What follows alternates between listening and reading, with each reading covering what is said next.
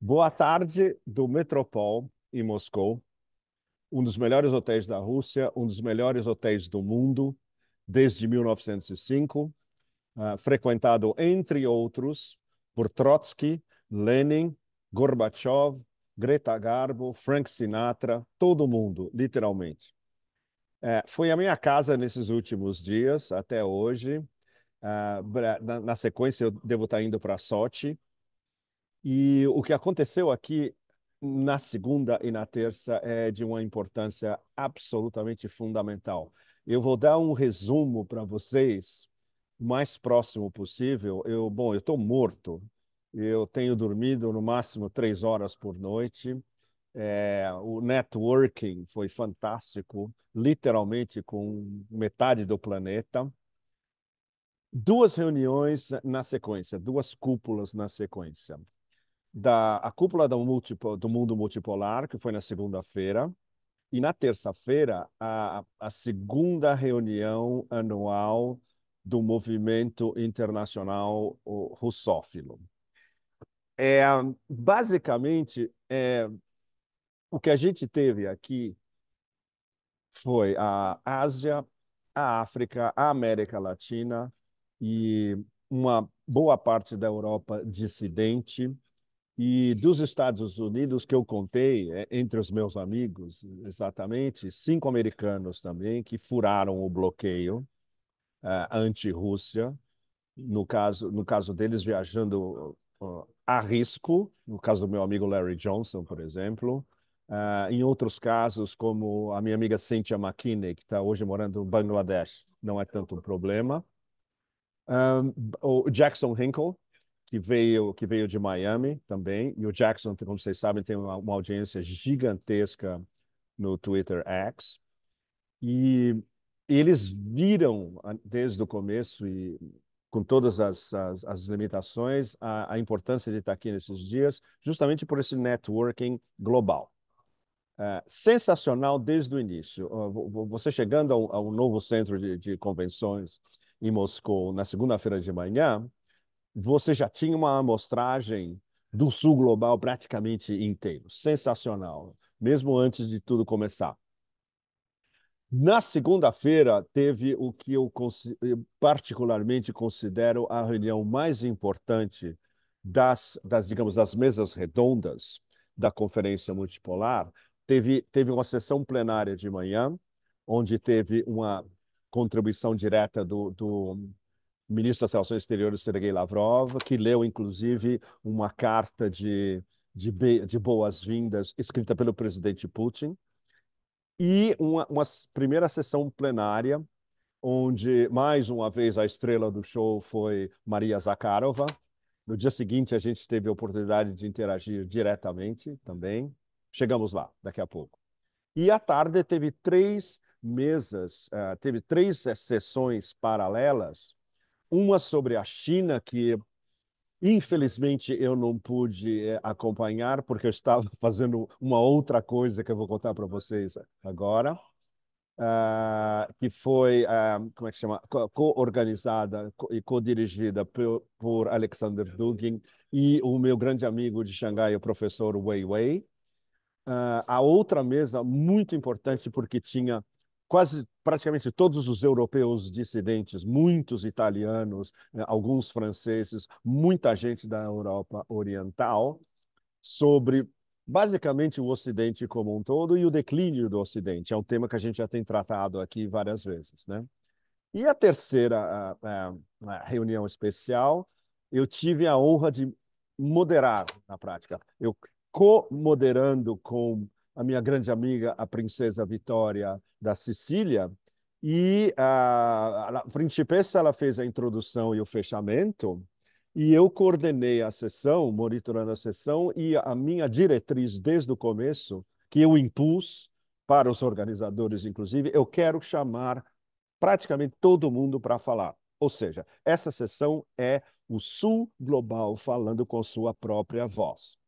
Claro, não dava para chamar o auditório inteiro, porque acho que tinha umas 300 pessoas. Impossível. Mas nós conseguimos, eu acho que pelo menos entre 35 e 40 intervenções, que é algo extremamente precioso e que isso, se isso, por exemplo, for transformado em um filme ou em um curta-metragem, pode ser algo que pode circular pelo mundo inteiro, porque você vê intervenções diretas de viva voz, muitas em inglês também, mas muitas nas suas línguas originais, muitas em francês, no caso dos africanos, e muitas em espanhol dos latino-americanos, do sul global inteiro.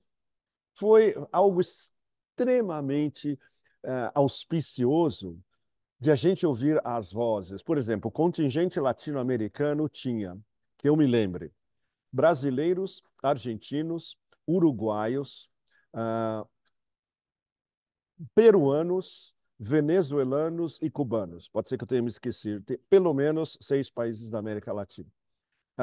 O contingente africano era um negócio absolutamente espetacular, porque tinha a representação da África inteira, do norte, do Egito até a África do Sul, do Senegal até a África anglófona do lado direito. Tinha alguém da Somália que desapareceu, a gente tentou achar no meio do caminho, que eu queria que eles falassem.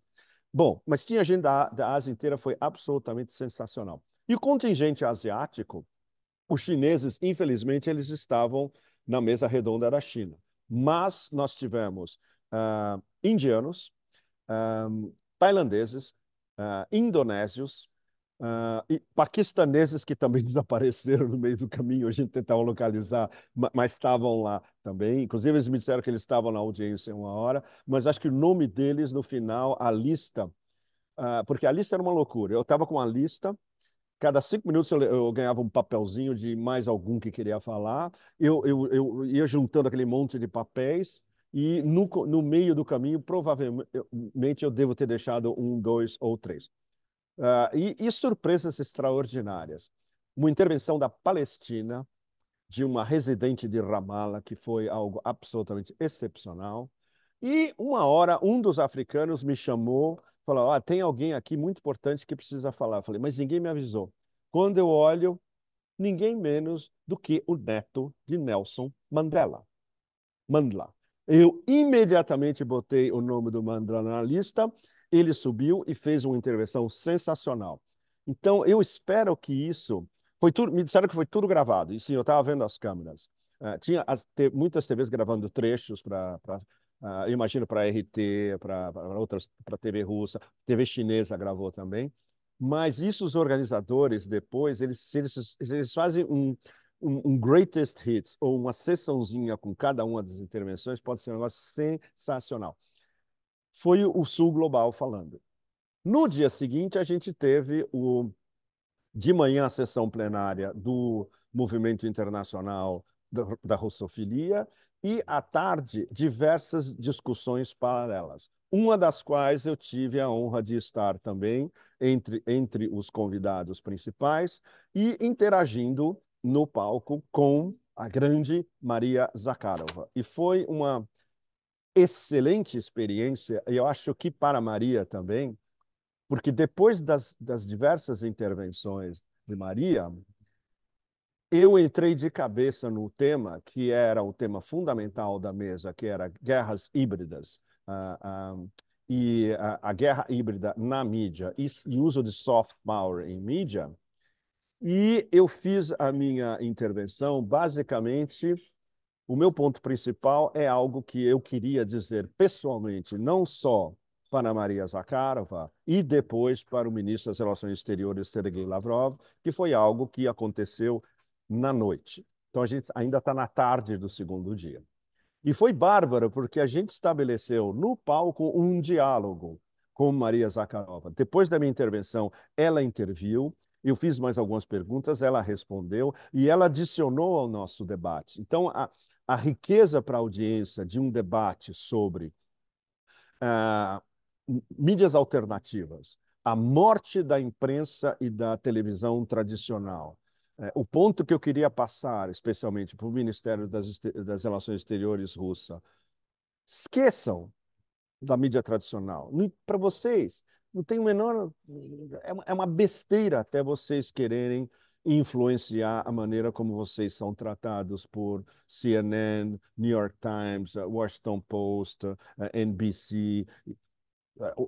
e as redes europeias também. Vocês sabem que o futuro é a mídia social, são social networks, e a mídia alternativa, que não é mais alternativa, é a mídia cidadã do sul global inteiro. E o exemplo fundamental, evidentemente, de que eles já estão cientes, a famosa entrevista do Tucker, que foi vista por mais de 1 bilhão de pessoas no mundo inteiro. É a prova definitiva que a mídia tradicional está morta e enterrada. E foi muito legal porque a audiência, evidentemente, de acordo com tudo isso.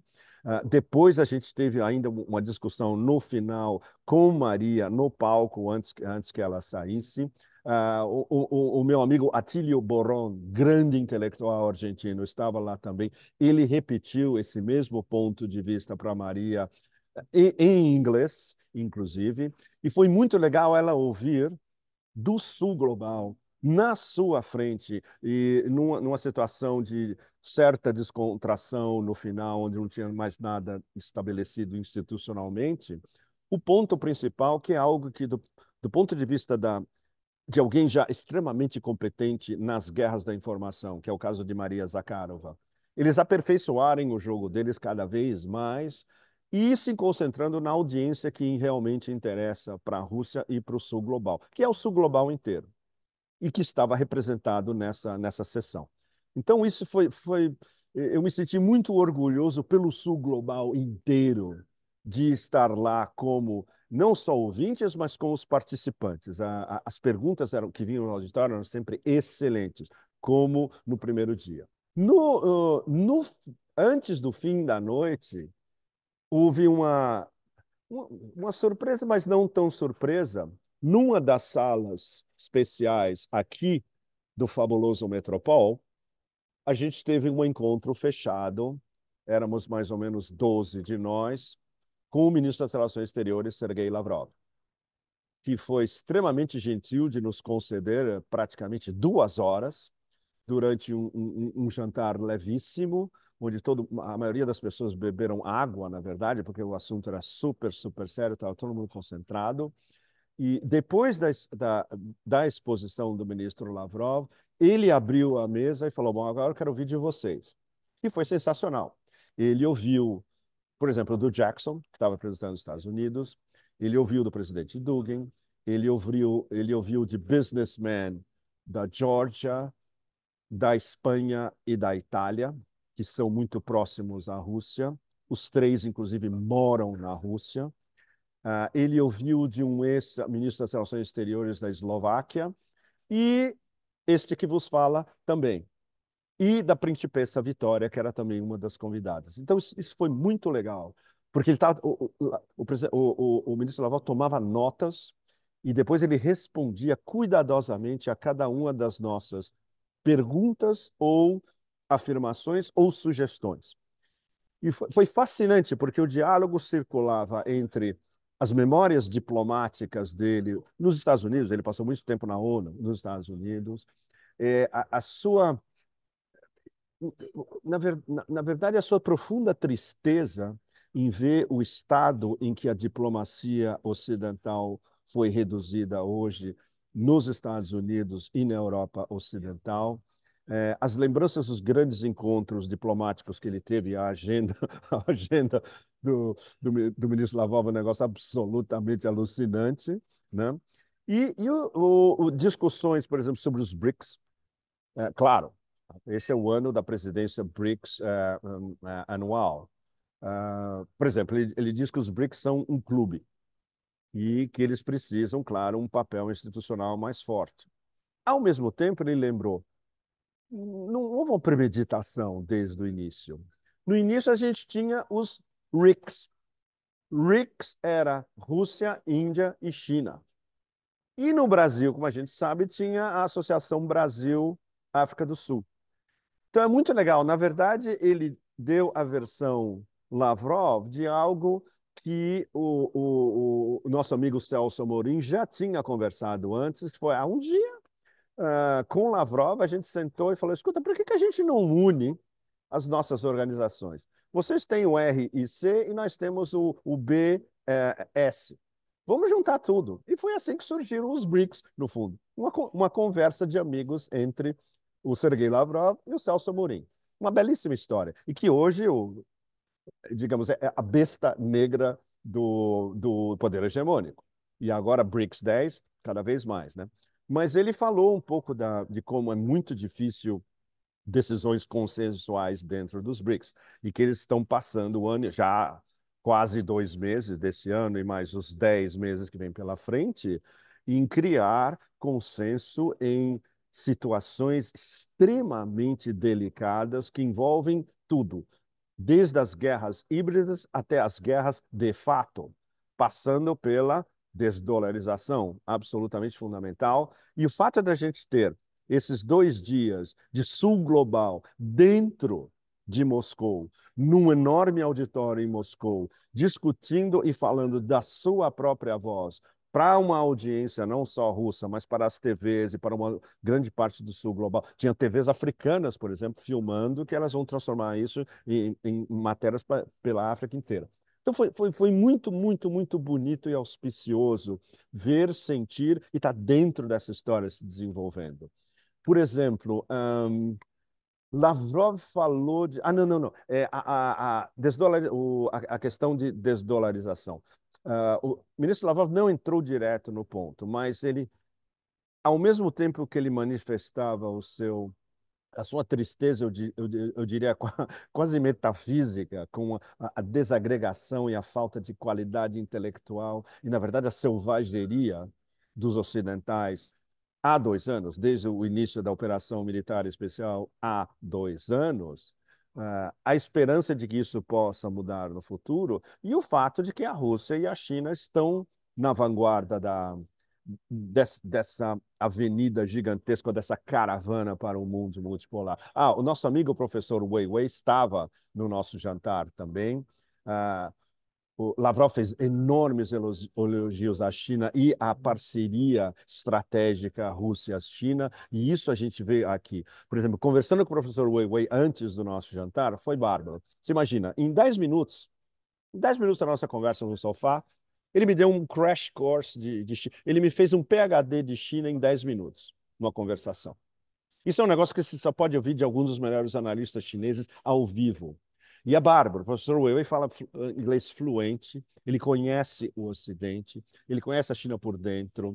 Por exemplo, o fato de que eu morei em Hong Kong, para mim é fácil entender o que ele está falando, porque você tendo visto o que aconteceu na China nos últimos 30 anos, é muito mais simples, evidentemente. Eu fiz perguntas específicas sobre, por exemplo, o papel de Hong Kong, né, a emergência dessa China globalizada e hiperdesenvolvida por dentro, com os polos de desenvolvimento por dentro. Ele falou: Hong Kong é um polo a mais. E se eles não quiserem se integrar totalmente, eles é que vão estar perdendo, na verdade. Essa integração do sul da China, o que a gente chama de Greater Bay Area, o projeto da Grande Área da Bahia, que é o delta do sul do Rio da Pérola, do sul do Rio da Pérola.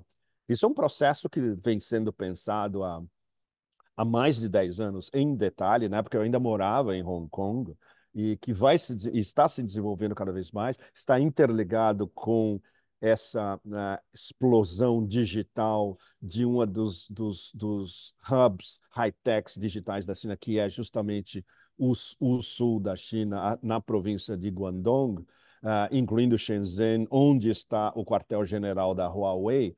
Tudo isso, e é muito legal você ouvir ele colocando tudo isso, inclusive com os números. Por exemplo, eu fiz uma pergunta direta para ele. A China tem uma política elaborada antes do início da era Trump, que chamava Made in China 2025, feito na China 2025.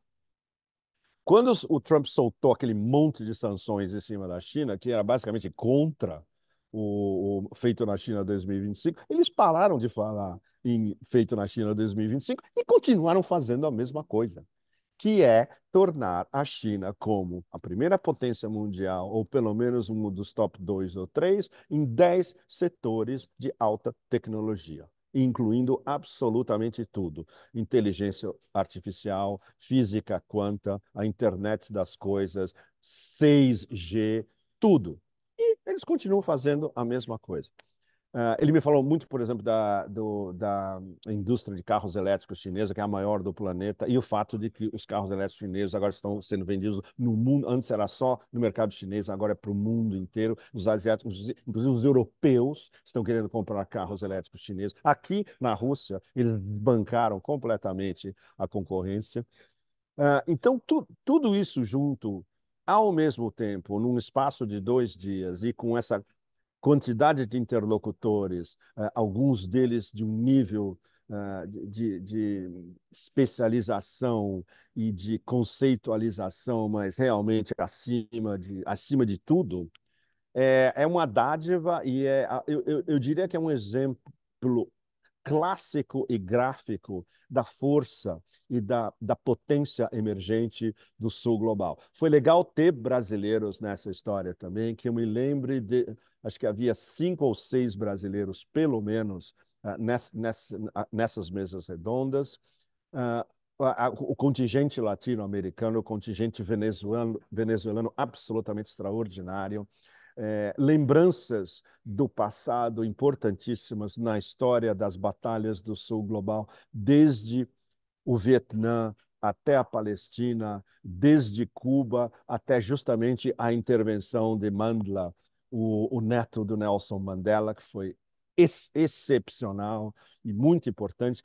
Uma lembrança no final de uma das sessões de Gaddafi, que era um líder pan-africano, era um dos líderes da nova África que estava sendo construída, e essa foi uma das razões que ele foi justamente eliminado pelo poder hegemônico e pelos seus vassalos. Ou seja, a gente viu o Sul Global em 2 dias em ação na nossa frente e na frente de todos eles. Por exemplo, os intercâmbios entre eles eram sensacionais. Muitos, por exemplo, não se conheciam. Então, você via alguém do Senegal cruzando com alguém da Venezuela que não se conheciam, criavam uma nova rede intercontinental absolutamente sensacional. Deveria ter mais gente na Ásia Central. Só tinha uma pesquisadora do Cazaquistão. Então, a partir do próximo ano, só tende a aumentar uma reunião, só tende a se expandir uma reunião. Vai ter muito mais gente do Sul Global ainda nas próximas reuniões. Ou seja, o balanço não podia ser mais positivo num momento extremamente chave. Presidência russa dos BRICS, o que pode acontecer daqui para frente no oeste da Ásia, o fato de que a vitória russa no Donbás é uma questão de tempo, a vitória final, digamos, o desespero absoluto dessa plutocracia, dessa oligarquia de cassino neoliberal no Ocidente e que não tem plano B para absolutamente nada e continua vendendo os absurdos e o seu desespero para o resto do planeta. E no meio de tudo isso, a gente vê todo esse dinamismo borbulhando do Sul global, com todos os seus desafios, com todos os seus problemas, com muito sob sanções, por exemplo. Eu ouvi de uma deputada venezuelana, justamente em 10 minutos, no carro indo para uma das sessões, ela me contando a devastação que as sanções produziram na Venezuela. Ou seja, é uma série de lições entrecruzadas com possibilidades de renascimento, vindo de todos os lados e com todas as vozes do Sul Global. Não poderia ter havido 2 dias mais auspiciosos no início desse ano da decisão, que é 2024, que é o ano que vai certamente traçar, digamos, o mapa, o corredor, a estrada que vai ser seguida para finalmente a gente chegar, eventualmente, a um mundo justo, solidário e realmente multipolar. Bom, esse foi um pequeno resumo que eu pude oferecer para vocês do Metropol aqui em Moscou. Vou me despedir de vocês do Metropol e um pouco de Moscou também.